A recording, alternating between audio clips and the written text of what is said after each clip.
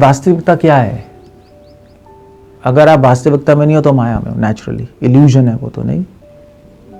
तो वास्तविकता क्या है? वास्तविकता ये है कि हम लोग भगवान से दूर हैं। इसमें हम लोग कोई कल्पना नहीं कर रहे हैं दूर हैं, दूर ही बैठे हैं। अगर गोलोक में बैठ के सोच रहे थे दूर हैं तो बात अलग थी। यहाँ पे तो हम दूर ही हैं। वास्तविकता ये है कि हम लोग भगवान से दूर होने के कारण दुख पा रहे हैं, शरीर में बद्ध हैं। वास्तविकता ये है कि हम भगवान से दूर होने के कारण दुख इसलिए पा रहे हैं क्योंकि हम अपने को शरीर समझने लगे, माया हम पे काम कर रही है।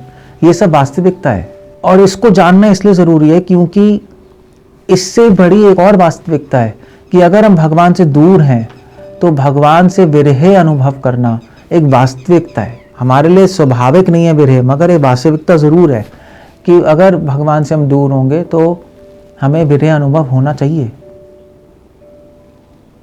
दूसरी तरफ वास्तविकता ये भी है कि हम भगवान से दूर हैं यहाँ पर संसार में, मगर जब हम भगवान का नाम लेते हैं तो भगवान से कांटेक्ट में है, या भगवान के जब हम दर्शन करते हैं अर्च विग्रह के तो भगवान हमारे सामने है। वो भी एक वास्तविकता है।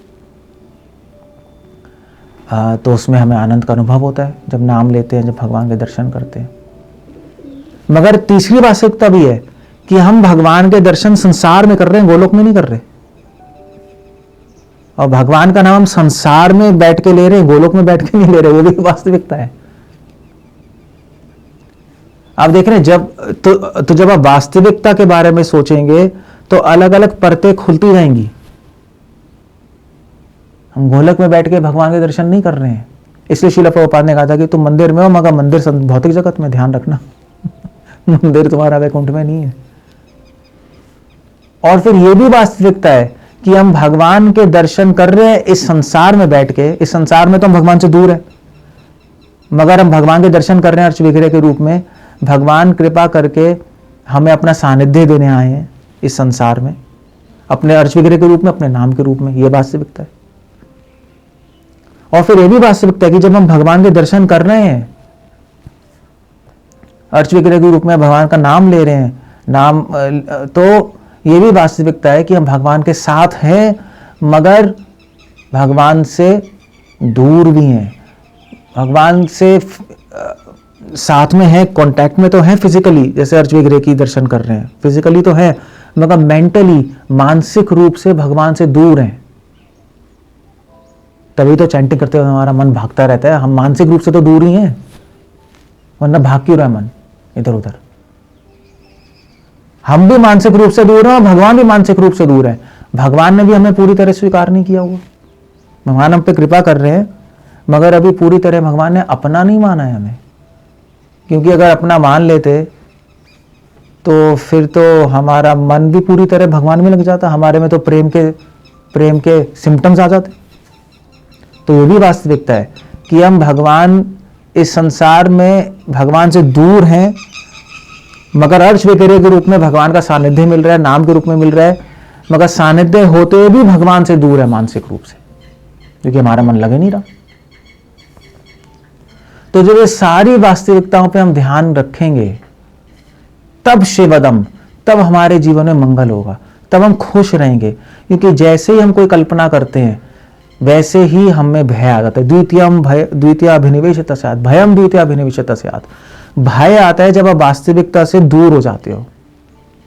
वही श्लोक में निमि महाराज को जो आपके नबी के अंदर बोल रहे हैं, भयम द्वितीय अभिनिवेश। जब द्वितीय अभिनिवेश आ जाएगा, जब द्वितीय मतलब कि आप वास्तविकता से दूर हो गए, वास्तविकता से अपने आप को अलग समझ रहे हो,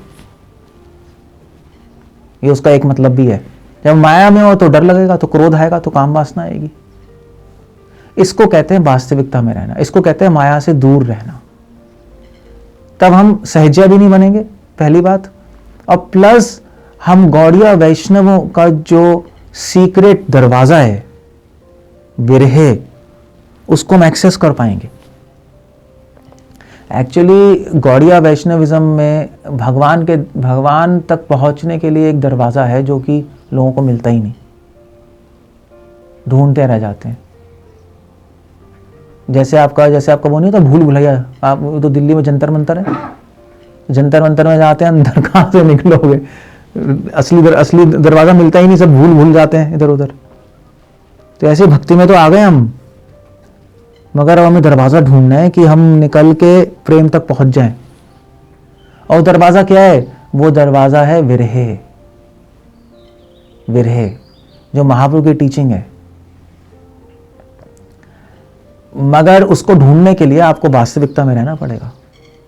आपको जंतर मंतर में मैप चाहिए, कहाँ जाना है, फिर निकल पाओगे। अगर अपने मन से सोचते रहोगे कहाँ जाना है तो खो जाओगे। तो भक्ति में अपने मन से सोचते रहेंगे, हाँ अभी भगवान के दर्शन कर रहे हैं, भगवान मेरे साथ है, मैं उनके साथ हूँ, बहुत अच्छा है, वेरी नाइस। आप वास्तविकता में नहीं हो।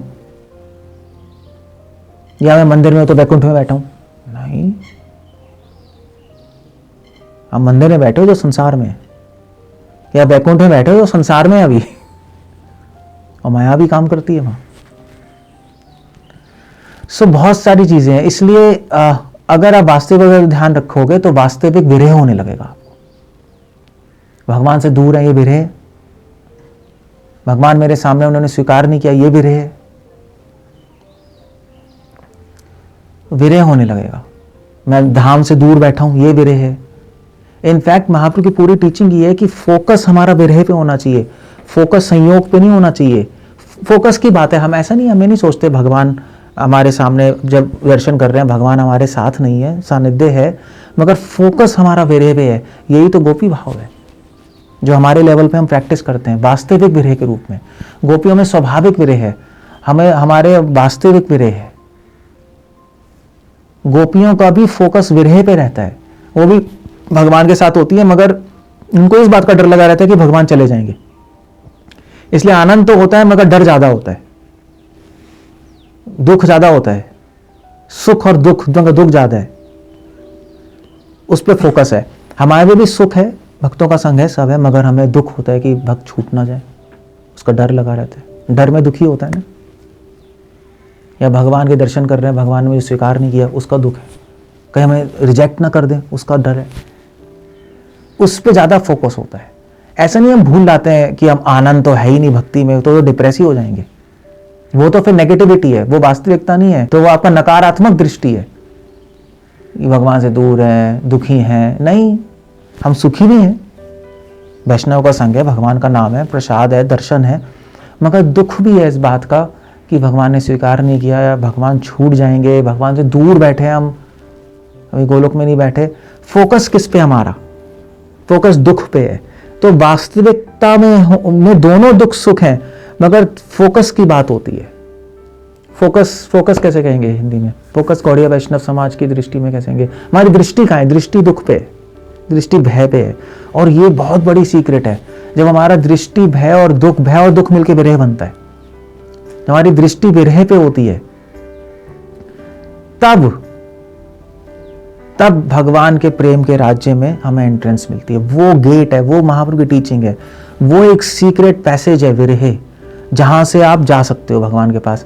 वही एक संत ने एक और कहा है कि विरह से जब हृदय में, जब आत्मा में वूंड्स हो जाएंगे, वूंड्स, जब विरह से आत्मा में जख्म हो जाएंगे, तो उस जख्म को कभी भरने मत देना, क्योंकि जख्म ही रास्ता है जहां से भगवान के प्रेम की दिव्य ज्योति आपके हृदय में प्रवेश करेगी।